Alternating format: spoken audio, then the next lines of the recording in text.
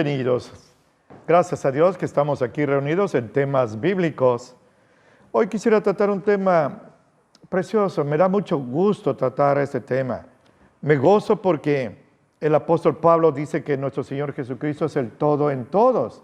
Colosenses 3:11.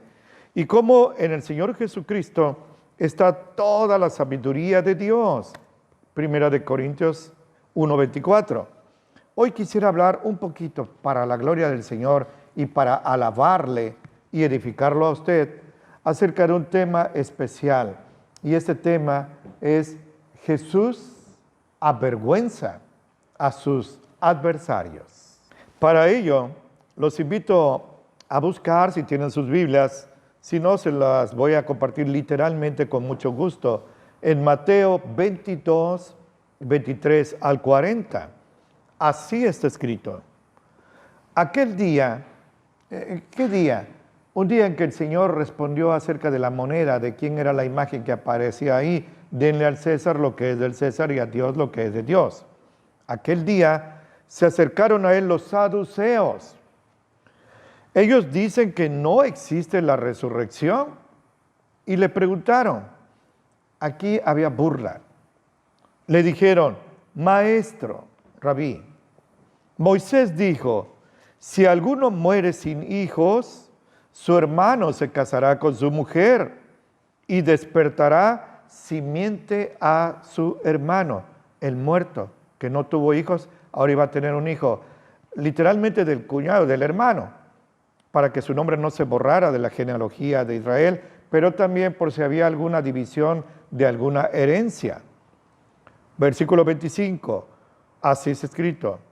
Existieron pues entre nosotros 7 hermanos, y el primero tomó mujer y murió, no teniendo generación, descendencia, y dejó a su mujer a su hermano. De la misma manera, también el segundo y el tercero, fíjense, hasta los 7, y después de todos murió también la mujer. Y hacen su pregunta perfecta para hacer caer en un error al Señor, según ellos, según el diablo. En la resurrección, pues, dinos, ¿de cuál de los 7 será ella mujer? Porque todos la tuvieron. Casi puedo imaginar su cara de burla. Pero, qué glorioso es esto. Entonces, respondiendo Jesús les dijo: se equivocan, ignorando las Escrituras y el poder de Dios. Porque en la resurrección ni los hombres tomarán mujeres, ni las mujeres tomarán marido, sino que serán como los ángeles de Dios en el cielo. Y acerca de la resurrección de los muertos, los saduceos no creían, ¿No han leído lo que les ha sido dicho por Dios cuando dijo: yo soy el Dios de Abraham, el Dios de Isaac y el Dios de Jacob? Dios no es Dios de muertos, sino de vivos. Un comentario. Aleluya por miles. Nuestro Dios no es un Dios de cadáveres. Vamos a resucitar para estar con Él eternamente. Versículo 33, así está escrito. Y cuando las gentes oyeron esto, escuchen, estaban atónitos de la doctrina del Señor. Aleluya. Entonces los fariseos entraron al quite. Oyendo que había cerrado la boca a los saduceos, se juntaron a una, hicieron ahí un conciliábulo. Y preguntó uno de ellos al Señor, y era intérprete de la ley, era un doctor, y tentándolo. Mateo dice que lo hicieron por tentarlo, no por saber. Y le preguntaron: Maestro, ¿cuál es el mandamiento más grande de la ley? Escuche. Y Jesús le contestó: amarás al Señor tu Dios con todo tu corazón, con toda tu alma y con toda tu mente. Este es el primero y más grande de los mandamientos. Y el segundo es semejante a este: amarás a tu prójimo como a ti mismo. Escucha esta conclusión y guárdela en su corazón. De estos 2 mandamientos, dijo Jesús, depende toda la ley todo el Antiguo Testamento y los profetas. Gloria a Dios. Alabado sea Dios. Estos saduceos sí que eran especiales, eran maestros en Israel, pero dice Hechos 23, por boca del hermano Pablo, y Lucas lo escribe, que los saduceos, tan religiosos judíos como eran, no creían en la resurrección, no creían en los ángeles y no creían que existían espíritus. Pero era el clero judío, imagínese usted. Estos estaban al servicio de Roma. Los fariseos eran más celosos y guardaban más la independencia del Roma, aunque estaban también en el paquete, estaban en la red incluidos allí. Pero estos fariseos y los herodianos se juntaron y le hicieron a Jesús una pregunta maestra, porque los fariseos detestaban a Roma. Señor, ¿es correcto que nosotros los judíos le paguemos tributo al César? Y ustedes saben la historia. Jesús les dijo, muéstrenme una moneda. Y les dijo, ¿de quién es esta efigie? ¿De quién es esta cara? Le dijeron, pues es del César. Entonces Jesús le dijo, pues denle al César la moneda, denle al César el impuesto, lo que es del César. Pero a Dios, solamente a Dios, denle lo que es de Dios. Esto es la adoración. El único que merece adoración, el único que merece toda la gloria y la alabanza es Dios. Y usted vio aquí en nuestro amado país hace unos días millones, ellos se jactan de que fueron 11 millones de personas adorando a alguien que no es Dios, y que no solo no es Dios, sino que está estrictamente prohibido por Dios adorarlo. Ellos fueron burlados así, los fariseos y los herodianos, pero ahí entraron los saduceos, estaban ya preparando su pregunta genial. 7 hermanos se casaron con una mujer que enviudó y no tuvo hijos. Y en la resurrección, pero se estaban burlando porque ellos no creen en la resurrección. En la resurrección, dinos, ¿de quién de los 7 va a ser esposa? Me imagino que por lo bajo se hicieron unas risitas burlonas.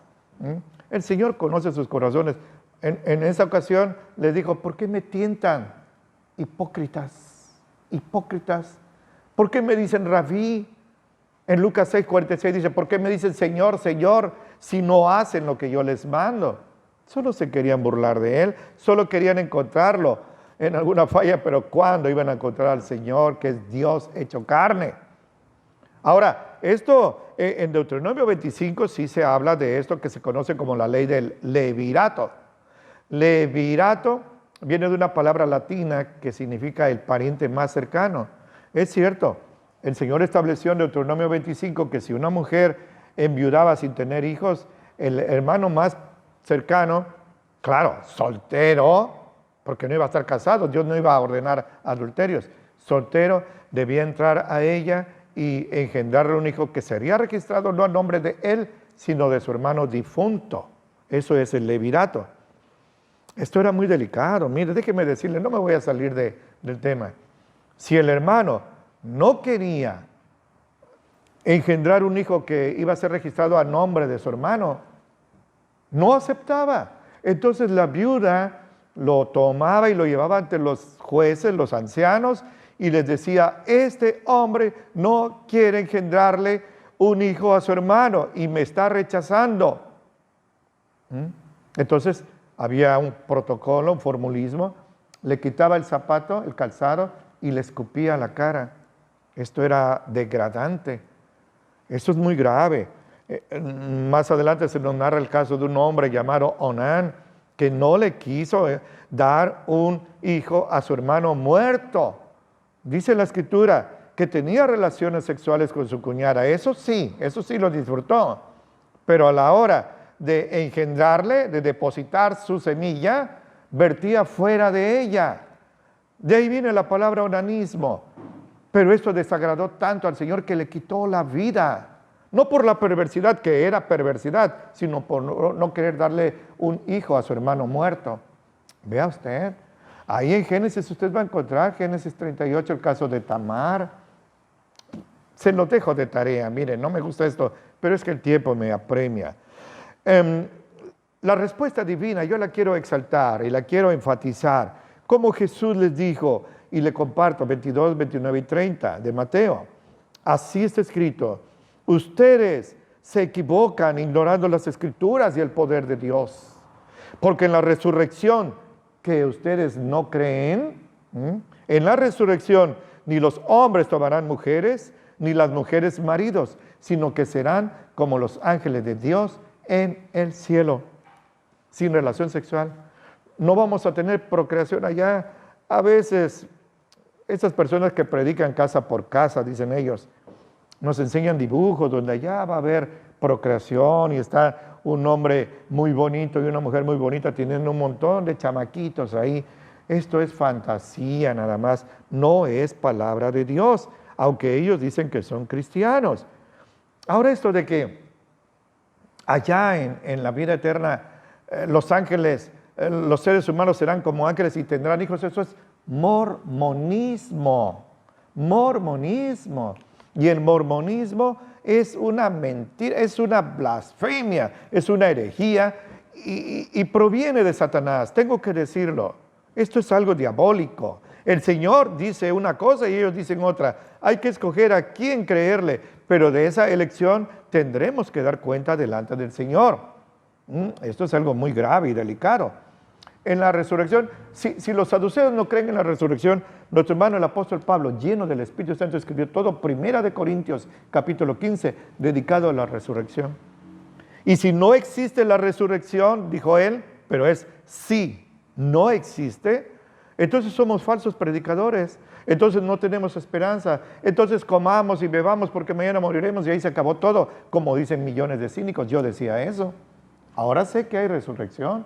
Jesucristo fue la primicia de los que resucitan para no morir jamás, y tras él vendrá la gran cosecha de los salvos en el día del rapto de la iglesia. Resucitaremos para irnos con el Señor.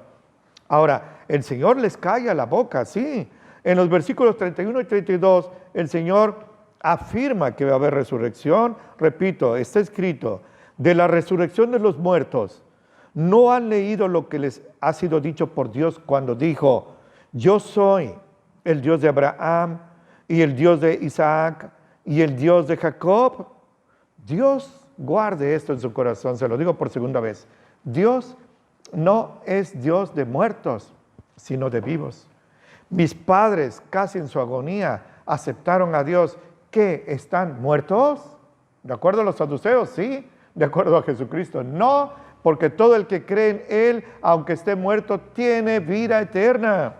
Jesucristo lo dijo en el panteón de Betania, ante la tumba de su amigo amado Lázaro: yo soy la resurrección y la vida. El que crea en mí, aunque esté muerto, vivirá. Hemos escogido creerle al Señor Jesucristo simplemente porque Él es digno de creerle. Amén.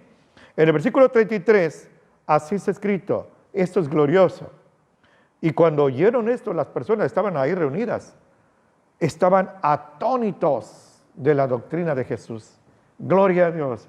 Jesús es la personificación de la sabiduría divina. Él contestaba así y los atrapaba en sus propias redes que le tendían. Yo recuerdo en cierta ocasión aquella mujer que fue sorprendida en el acto, ahí acostada con alguien que no era su esposo, fornicando pues, y la llevaban a apedrearla, porque en Deuteronomio 22 dice que había que apedrearla, pero no solo a ella, sino al hombre también, solo que el hombre ha de haber sido amigo de ellos y lo dejaron libre. Pero a ella la llevaron, y en el camino a su martirio encontraron a Jesús y dijeron: esta es la oportunidad, este que dice que es el Mesías, este que se ostenta como rabí, vamos a ponerlo a prueba. Y se la llevan, la pobre mujer, lastimada, seguramente la golpearon, toda rota, no sé si le permitieron cubrir su desnudez. Maestro, esta mujer fue sorprendida en el acto sexual cometiendo adulterio. ¿Tú qué dices que hay que hacer con ella? ¿La perdonamos o la matamos? Y ellos dijeron: ahora sí, lo atrapamos. Si dice la perdonamos, entonces estás violando Deuteronomio 22. No eres el Mesías. Y si dice mátenla, apedréenla, entonces te atrapamos. no que hay que perdonar, no hay que perdonar 70 veces 7, no hay que tienes una doctrina de amor. De las dos maneras te vamos a atrapar. Jesús solo hizo una frase: el que esté limpio de pecado, que tire contra ella la primera piedra. Y se inclinó a escribir en la arena. De paso le digo, lo que él escribió, Deuteronomio 29:29, Hechos 1:6, dice que solo Dios sabe qué escribió Jesús. He oído sermones de casi 2 horas para explicar lo que escribió Jesús. Nadie lo sabe, y quédese con eso, nadie lo sabe. El Señor lo guardó en su sola potestad. El hecho es, lo importante es esto: cuando Jesús se endereza, estaba agachado escribiendo, vio que todos se habían ido. Del más viejo al más joven tiraron sus piedras y se fueron, porque ninguno de ellos estaba limpio de pecado. Quizá estaban peor que ella, y quizá entre esa turba estaba el que había estado fornicando con ella. ¿Qué les parece? La pecadora postrada, lastimada, y el santo de los santos de pie. La vida y la muerte. Cuando Jesús se levanta, le dice a la mujer: mujer, ¿y los que te acusaban? ¿Dónde están? Señor, se fueron todos. ¿Ninguno de ellos te condenó? Esto es glorioso. No, Señor. Pues yo, que soy el único que me quedé aquí porque estoy limpio de pecado, yo tampoco te condeno. Aleluya por miles. Aleluya por miles. Vete y no peques más.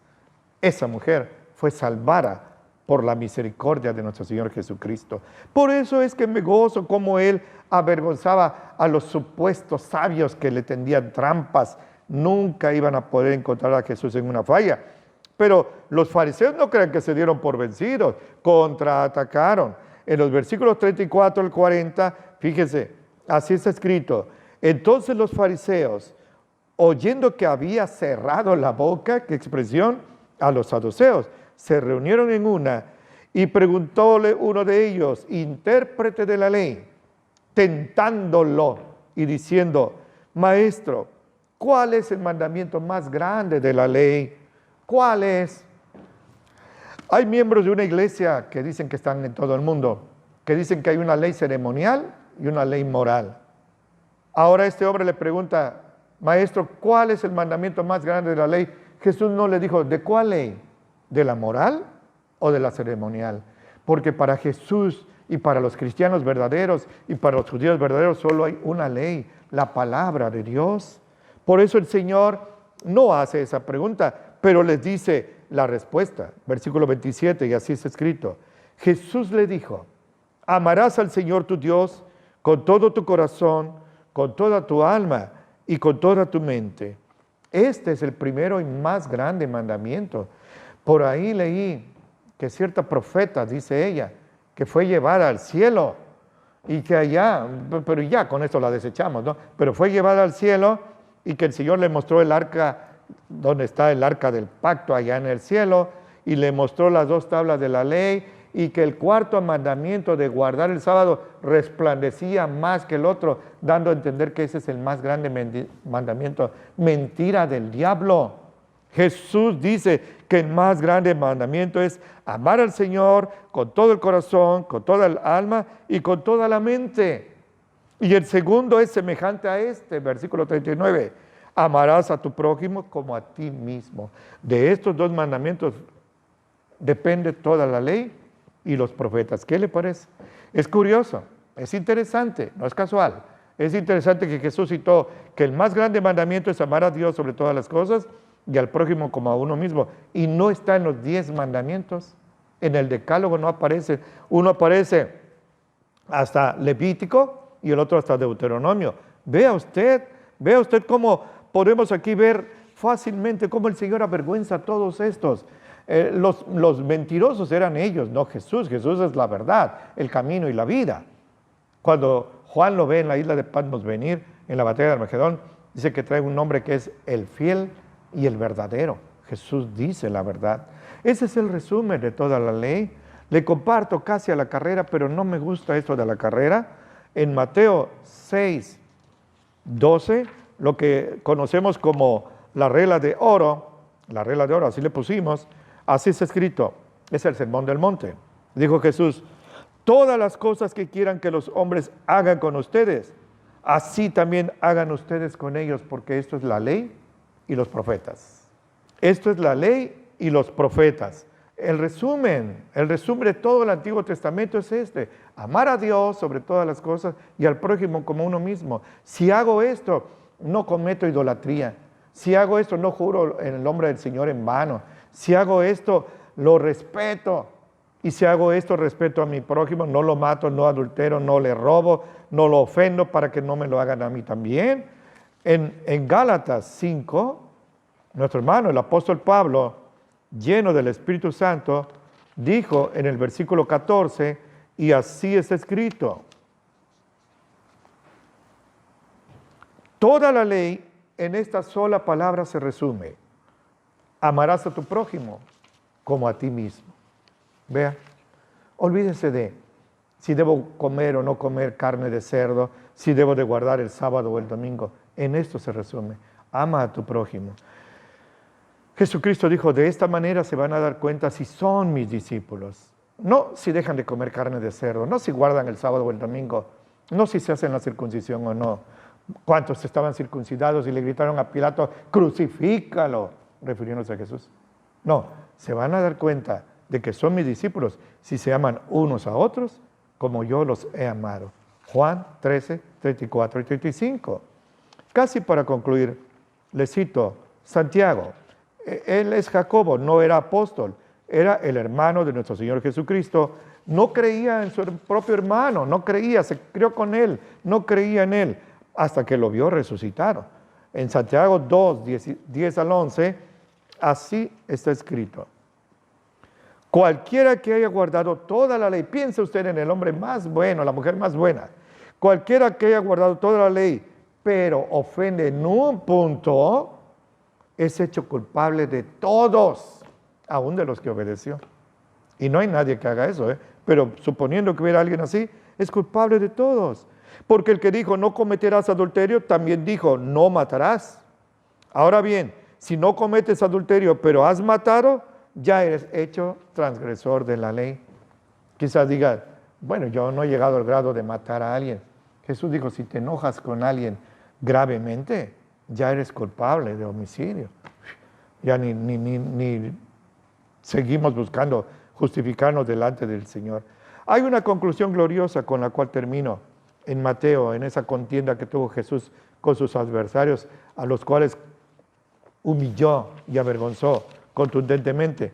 En el 22:46 de Mateo, así está escrito: y nadie le podía responder palabra, nadie lo podía contradecir, nadie le podía ganar una contienda verbal al Señor.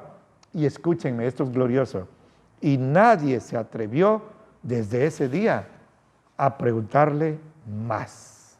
Aleluya por miles. ¿Para qué si les iba a callar la boca? Recuerde esto y guárdelo en su corazón como resumen de este video. Jesús es Dios. Jesús es la personificación de la sabiduría. Yo le pido a usted y oro para que usted y yo y todos los que nos decimos cristianos guardemos estos dos mandamientos, porque en estos dos mandamientos se resume toda la Biblia. Esa es mi oración por usted. Le doy un abrazo fracturante y le deseo que Dios atalaya entre usted y yo ahora que nos vamos a separar, y como siempre en mi súplica a Él, que lo bendiga mucho en Cristo Jesús.